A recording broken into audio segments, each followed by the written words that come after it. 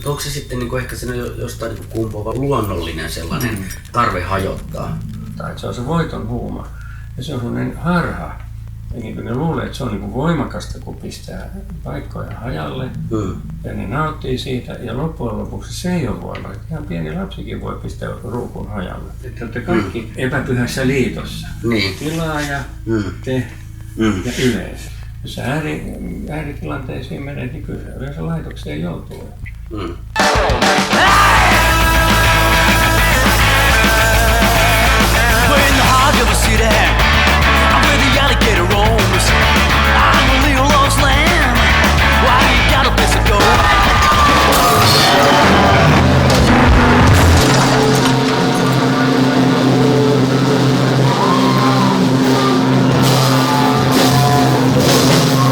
Niin, pitäisi varmaan puhua yhdestä jutusta. Nyt!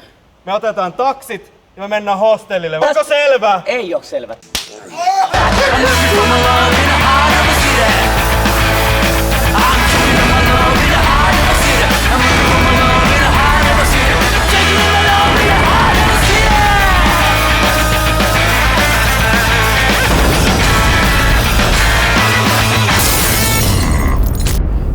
Voisin kuvitella, että siinä on aikamoinen depissit, kun se rundi loppuu ja jotkut kestää sitä ihan hyvin, mutta jotkut menee psykoosiin.